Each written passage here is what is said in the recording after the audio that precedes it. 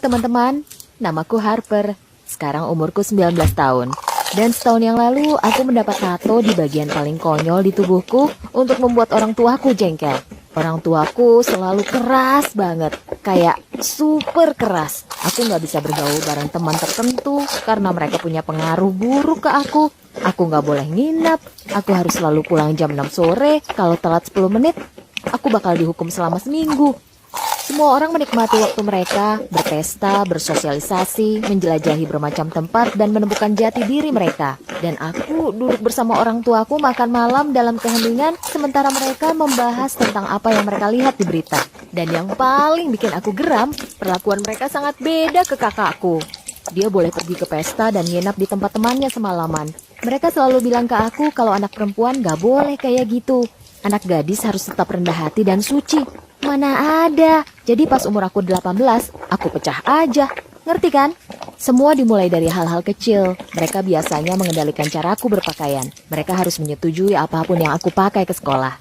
Jadi aku bakal simpan pakaian terbuka di tasku dan ganti baju di kamar mandi sekolah. Rasanya enak banget akhirnya bisa lepas dari cangkangku karena bisa lakuin hal yang aku mau. Aku bohong ke mereka dan bukannya belajar di perpustakaan, aku pergi ke mall buat ketemu sama teman-temanku. Tapi waktu itu aku berusaha merahasiakan pemberontakanku ini sampai akhirnya mereka tahu. Selama konferensi orang tua guru, mereka diberitahu kalau pakaianku terlihat melewati batas. Jadi mereka langsung bersikap seperti diktator. Setiap pagi mereka periksa tasku, melempar semua isinya di atas meja, meriksa HP-ku dan pesan-pesanku, menyuruhku untuk mengambil foto aku lagi di mana dan bareng siapa setiap saat. Aku udah nggak tahan. Dan disinilah semuanya menggila. Aku mulai pacaran dengan cowok yang dikenalin sama temanku, Dean. Dean keren banget. Dia punya tato di seluruh tubuhnya dan mengendarai sepeda motor. Jadi suatu kali dia nganter aku pulang dan orang tuaku melihatnya. Ibuku keluar, mulai berteriak, mencaci maki, mengata-ngatai dan mengancamnya kalau dia akan memanggil polisi kalau dia melihat Dean lagi. Saat itu juga aku putusin, apa-apaan ini? Kenapa aku repot-repot berusaha menyenangkan mereka? Aku ketawa, bilang ke ibu, semoga sukses nelpon polisinya. Naik ke sepeda motor lagi dan kami pergi.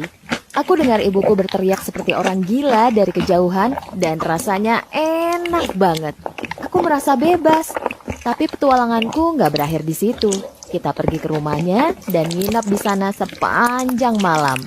Orang tuaku mengirimkan selusin pesan. Waktu kamu 5 menit. Kalau nggak pulang, nggak usah balik ke rumah lagi. Aku baca dengan lantang ke Dean dan kita ketawa.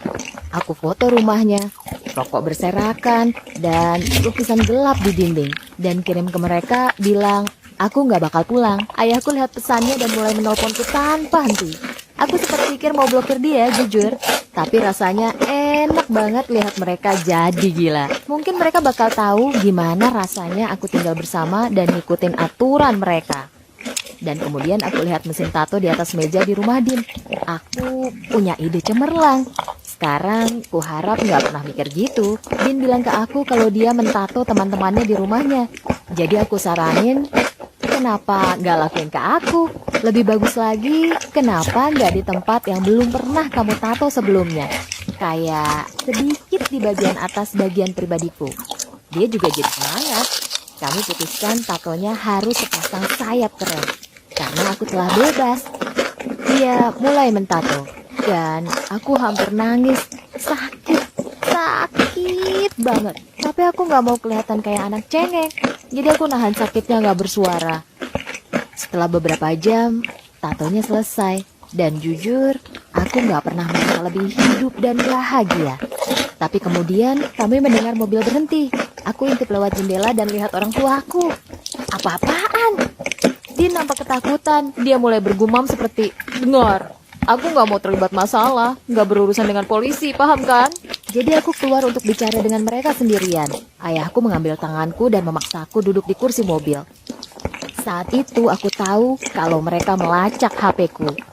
Kita sampai di rumah. Orang tuaku mulai berteriak kalau aku harus mulai mengepak barang-barangku. Tapi aku gak peduli.